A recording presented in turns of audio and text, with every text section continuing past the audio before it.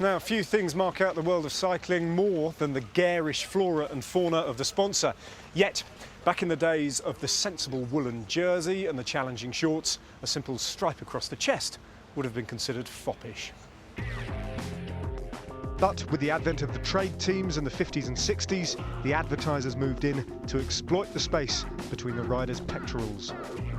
Jacques Anquetil rode a French liqueur into prominence, and through the 70s and 80s and into the 90s then, the big boys moved in. Whatever you wanted to shift, this was a way to do it. Cars, hi-fi and tellies, stamps or grout. And on the 2008 tour, we've got another load of bonkers products. Aluminium laminates, agricultural tubing, and one industrial brand management company that achieves durability in business through long-term value creation. It's not all useless nonsense though. Dave Miller's got a half-decent freebie attached to his bike.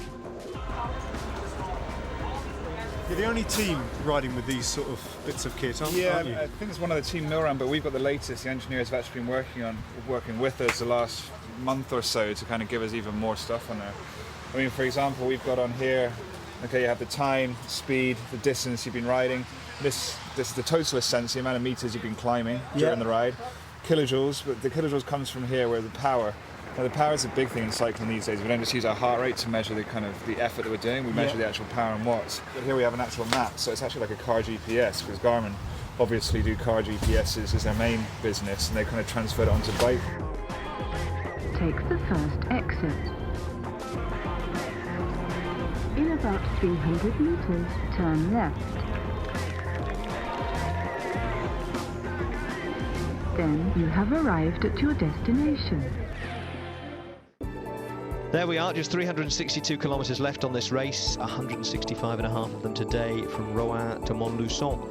And it's tailor-made for a breakaway that stays away. Just a couple of climbs worth an official designation early on in the stage, otherwise rolling terrain through the Massif Central. And keep an eye out for a town called Commentry at about 20 kilometres from the finish. There's the rollout in Rouen, and here's the first attack of the day, a good 300ths of a second after the flag was dropped. That didn't last long, but as we pick up the action, two riders have managed to establish a lead on the peloton, and they're both French. 1 kilometre to go. They got away after the other group of four had tried and tried and tried for 80 kilometres, never to get out of sight of the field. These two had to go at 85 kilometres from the finish, and they will decide the day. Chavanel getting it into the right gear. He's got it now into the gear that he wants to start the sprint in, but he's going to start the sprint from first position. Looking over his shoulder, it's almost a repeat of yesterday when two riders are trying to duke it out. This is the cat and mouse tactics. Chavanel is the more powerful rider, but you never know if you get caught out by a quick jump and a quick surprise. It could be everything for Jeremy Roy, but I feel that Chavanel today, Phil, he's got the strength to take this victory. He's looking confident, waiting to see if there's any move. He's making it a long, slow sprint, but once he kicks, I think he's got the advantage. Well, I'm not so sure with Jeremy Roy here. He's starting to grip those handlebars tighter. The pace is being lifted. He's being invited to make his move by Chavanel. Chavanel wants to see the move, and then he'll try the kick. Well, he's still playing with Jeremy Roy, but watch out, because that man has a little bit of a kick in those legs. Now he's going for it. He waited until the head came the other way of Chavanel. Look at the face of Jeremy Roy, but I'm not sure he's got the speed there. And Chavanel, the stronger of the two, he gets the first stage win in the Tour de France.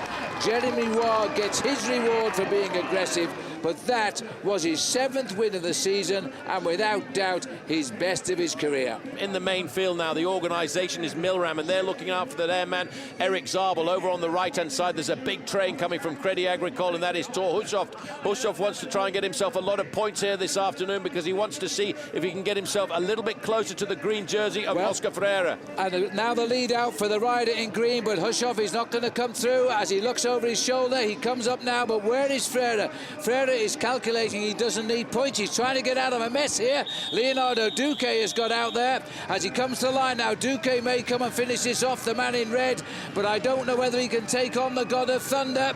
The Team Columbia riders and Cholik have gone to the right, and it looks like a final kick here. Columbia can't do much wrong in this race, as they're going to sweep up the board here, and Zabel again will have to play second. I think that's Gerald Cholik who takes the prize. He said if the things were right this morning, he'd have a go. It'll be third there this time, and had it all come together, I wonder if Ferrer would have made a serious move.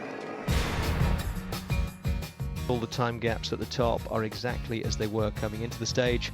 Carlos Sastre leads by 1:24 from Frank Schleck. Bernhard Kohl is third at 1:33. And Cadel Evans fourth, another second behind him.